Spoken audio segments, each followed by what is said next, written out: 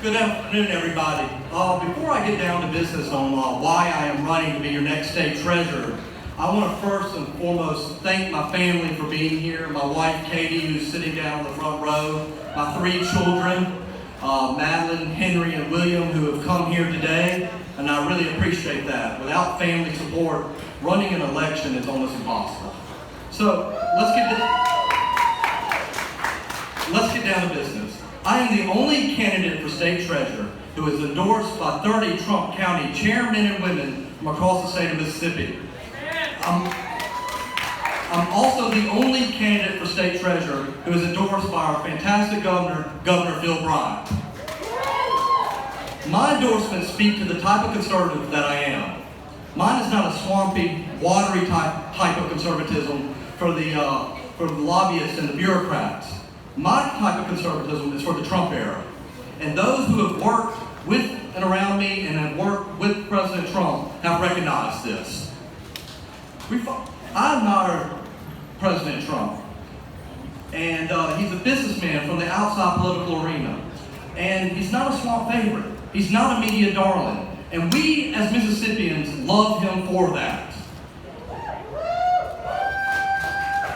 Trump's presidency has shown us what a political outsider can do if given the reins of government. We're seeing an economy that is red hot. We're seeing markets at historic highs. And that is why I am the best choice to be your next state treasurer.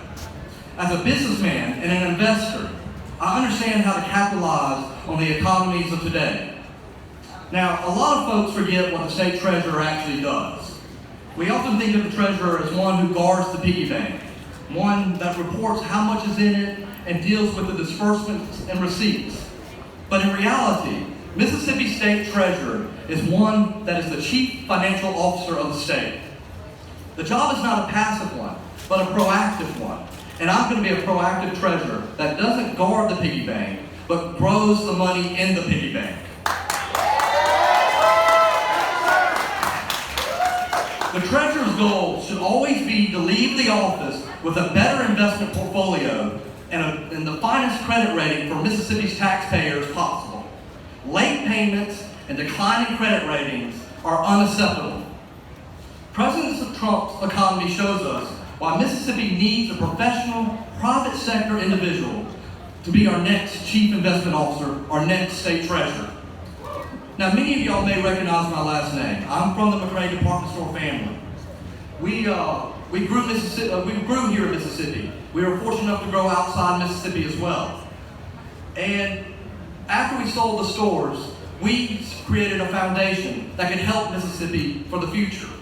From healthcare to housing to education, our investments in Mississippi's future can be seen in examples such as the Blair Bassett Children's Hospital down in Jackson. So far from getting away from our roots, we grew them here in Mississippi. Many people ask me, David, well, why do you want to do this? Why do you want to be our next state treasurer? Well, the answer is simple. Service to Mississippi.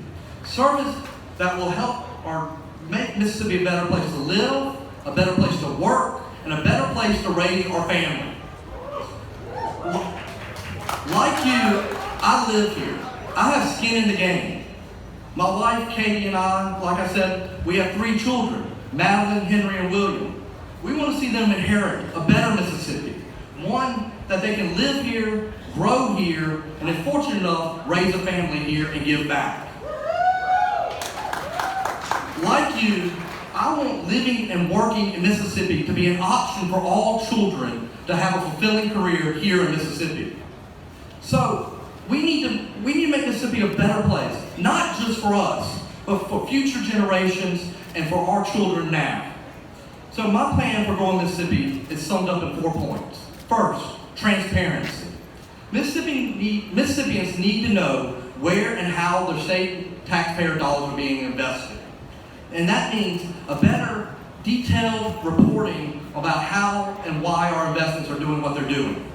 We need a sound investment strategy. Our markets are at record highs. We're at 27,000 points under the Trump economy. There is no reason why Mississippi's economy and Mississippi's investments shouldn't be taking advantage of such a strong economy today while we can. Third, debt management. We need to minimize our debt while maximizing our state's credit rating. The treasurer sits on the bond board, and I'm going to be a proactive member of the bond board. And I'm going to make sure the deals we are giving to companies help Mississippi today, tomorrow, and they're not just made for the optics of the moment. Also, these companies invest in the people of Mississippi. So we're going to help vocational training, internships, co-ops, and these skills that they learn through these, and what I just said, will help down the road and in the future, not with the jobs of just today, but help them down the road. And finally, customer service. As I said earlier, I'm part of the McRae Department Store family. Customer service was our priority, and customer service will be brought back to state government, especially in the state treasurer's office.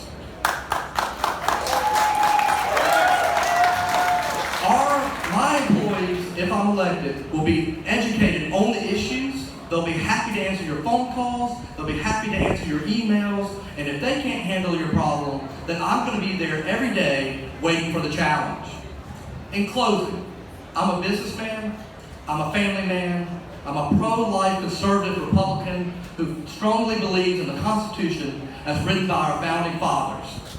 But most importantly, I'm a Christian who cherishes Mississippi's strong values. I'm a government outsider who can make Mississippi's taxpayer dollars go further. Now, if you're looking for a government insider or an anti-Trumper, I'm just not going to be your candidate. Nor am I beholden to any special interest groups, lobbyists, trade associations, or special donors. So today, I'm going to make a promise to you.